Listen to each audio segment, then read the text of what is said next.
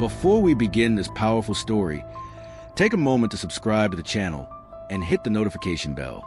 Here, you'll find the most impactful true crime cases told in detail so they are never forgotten. Your subscription keeps this project alive and allows us to bring even more stories like this one.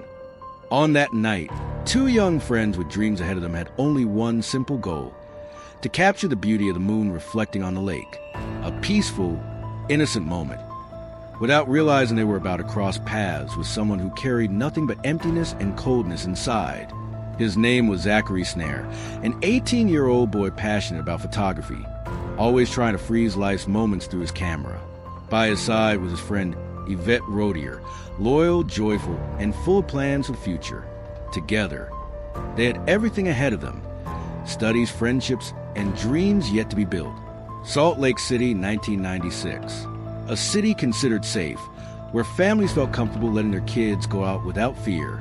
It was as if nothing could disturb the sense of normalcy surrounding the youth of that era. But it only took one night, one instant, for that feeling to be shattered forever.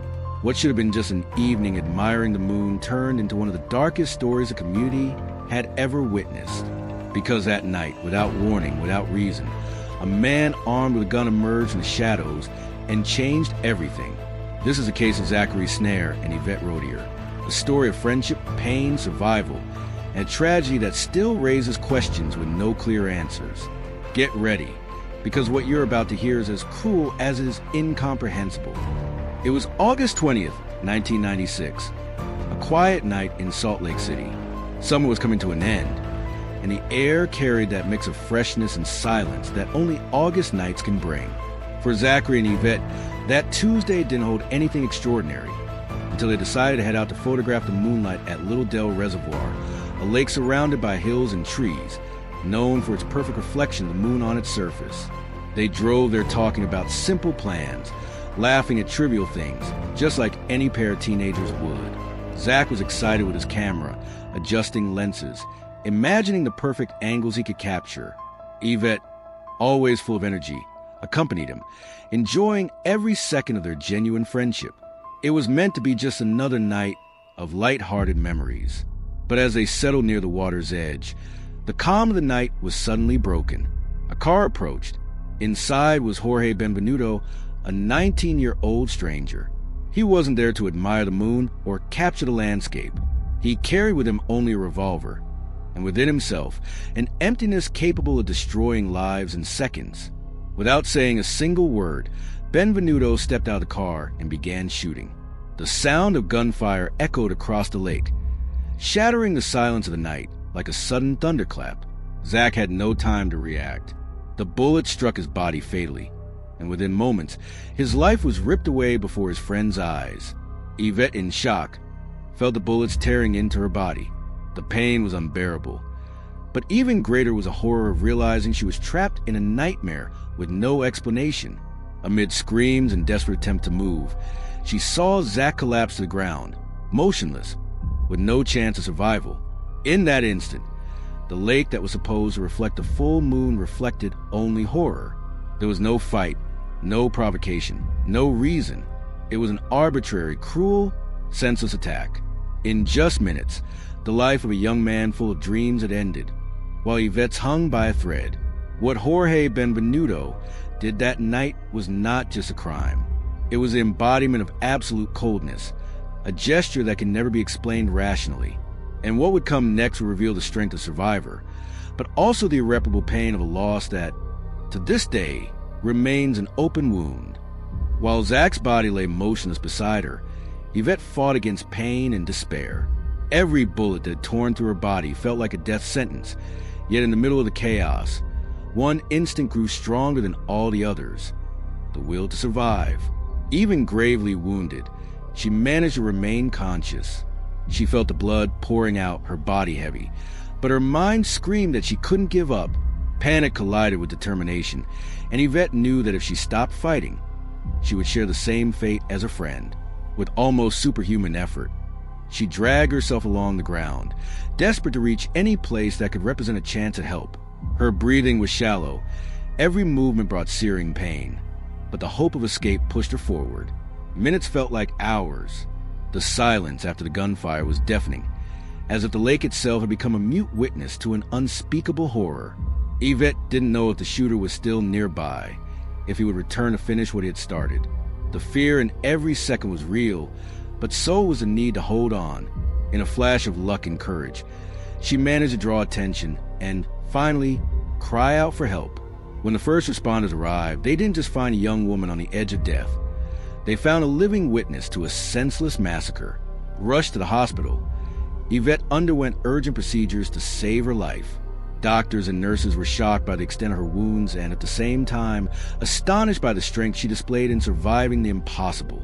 The recovery would be long, painful, and marked by scars, not only on her body, but deep in her soul. Yvette had lost a dear friend, had watched a future full of promise ripped away before her eyes.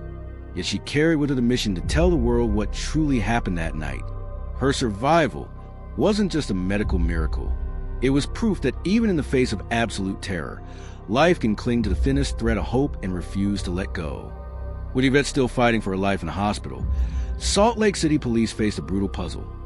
A young man dead, a survivor gravely wounded, and a gunman who had vanished into the dark. The first hours were crucial. The crime scene at Little Dell Reservoir showed bullet casings, the victim's car still parked, and around it, the disturbing silence of an attack without explanation. There were no signs of robbery, no evidence of a struggle. The inevitable question was, why would someone do this? When doctors confirmed that Yvette was conscious enough to speak, the investigation gained new direction, even weakened. She described critical details: the sound of a car approaching, the figure of the shooter stepping out with a gun, and the sudden burst of gunfire. She didn't know the man. There was no argument, no provocation. He simply appeared and opened fire. Her testimony ruled out any theory of personal conflict or revenge. Police began looking for patterns. Young men of the same age, gun registrations, similar incidents. That's when the name Jorge Benvenuto, a 19-year-old, emerged. Benvenuto had an unstable background. He wasn't prominent in the community, but showed signs of isolation and erratic behavior. Witnesses recalled odd attitudes, an unsettling presence. To investigators, he fit the profile of someone capable of a random, senseless act of violence. The investigation revealed that on that night, Jorge had left his home with a gun and no clear destination. He had no connection whatsoever to Zach or Yvette. There was no plan, no tangible motive.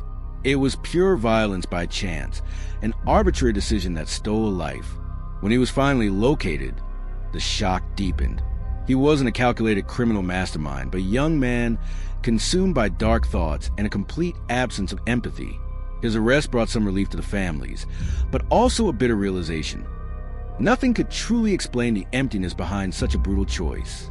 With each detail uncovered, the Salt Lake City community asked itself, how could someone so young harbor such coldness? The investigation not only revealed the perpetrator, but also exposed how vulnerable anyone could be to meaningless violence. And for the Snarr family and for Yvette, the capture of Jorge Benvenuto was not an end. It was merely the beginning of a new chapter, the long road toward trial. When Jorge Benvenuto was finally arrested, relief spread to the families and the community. But the arrest was only the first step. Everyone wanted answers. How could a 19-year-old decide, with such coldness, to open fire on two strangers on an ordinary night? The trial was the only chance to search for meaning in the middle of the absurd. Inside the courtroom, the tension was palpable. On one side, Zach's mother and his family, marked by the irreparable pain of a loss that could never be compensated. On the other, Yvette, still bearing physical and emotional scars, forced to relive the worst moment of her life before strangers, jurors, and the very man who had tried to kill her. Benvenuto sat there with an expressionless face, distant, as if he didn't carry the weight of such a cruel crime. The prosecution laid out every detail of the attack, emphasizing that there was no plausible motive. It wasn't robbery. It wasn't revenge. It wasn't an accident. It was senseless violence, unleashed on two innocent young people. The defense attempted to argue mental instability, suggesting he wasn't fully aware of his actions. But to the community, and especially to the families, there was no justification that could erase the brutality of what he had done. The most powerful words came from the victims themselves. Yvette described in detail the horror that night. The surprise, the pain, the struggle to survive, and above all, the trauma of watching her friend die before her eyes. Her courage in testifying became a decisive moment, giving voice not only to her own suffering, but also to Zach's memory. When the sentence was finally announced, the courtroom fell silent. Benvenuto was convicted, and justice, at least on paper, had been served. But there was no sense of victory. For the Snarr family, no sentence would ever bring Zach back. For Yvette, no ruling from judges or jurors could erase the scars of that night.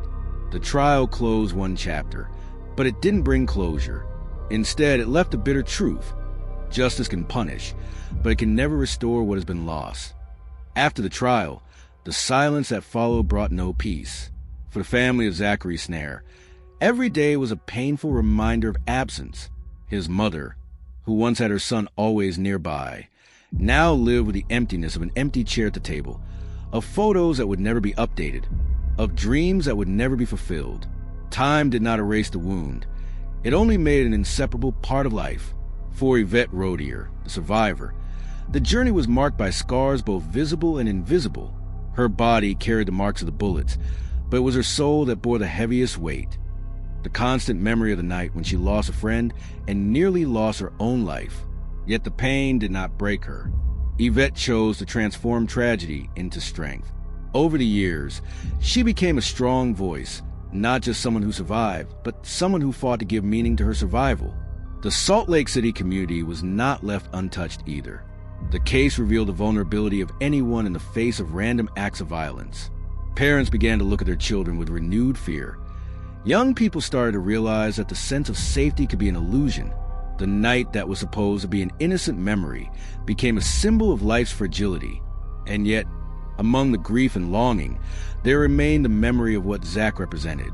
Friends and family continued to speak of him as a young man full of light, always ready to capture the world through his camera. His name was not erased by brutality, but immortalized by the love of those who knew him. Yvette, in turn, showed the world that survival is not just about enduring. It is about finding a way to honor what was lost. Her path became a testimony of resilience, the proof that even after the darkest night, it is still possible to choose life. The case of Zachary Snarr and Yvette Rodier is not just a story of a brutal crime. It is a reminder of the fragility of life and the unpredictability of violence. On an ordinary night, two young people went out simply to capture the beauty of the moon. One never came home. The other carried scars forever. The contrast is devastating. From a moment of innocence to an irreversible scene of horror, a camera prepared to capture images became a silent witness to tragedy. And the question that still echoes today is, how can someone, without any reason, destroy lives in such a way? What happened that night in Salt Lake City exposes something we prefer to ignore: our vulnerability in the face of the unexpected. There was no warning, no explanation. There was only the cold choice of a young man who decided to pull the trigger. For Zach's family, the pain never found answers. For Yvette, life was divided into before and after. And for all of us, there remains a bitter reflection that senseless violence is not just statistics or headlines. It can invade ordinary lives and leave them permanently scarred. And so the inevitable question arises: to what extent are we truly prepared to face the unpredictability of human cruelty? Is there really any way to feel safe in the face of the unexpected? Because in the end, this story shows us that the calmest night can hide the cruelest darkness. After hearing such a devastating story, I want to know your opinion. Do you believe justice was truly served in this case? Or will nothing ever be enough in the face of such an irreparable loss? Leave your comment down below and share your thoughts. Your voice is important to keep this discussion alive. If this video moved you, don't forget to like it and subscribe to the channel. It may seem like a small gesture, but it's what allows us to keep bringing real stories, so that lives like Zachary Snarr's are never forgotten. And remember, many times, the calmest night can hide the cruelest shadows. Don't let stories like this fade into silence. Share this video so that more people can know the truth.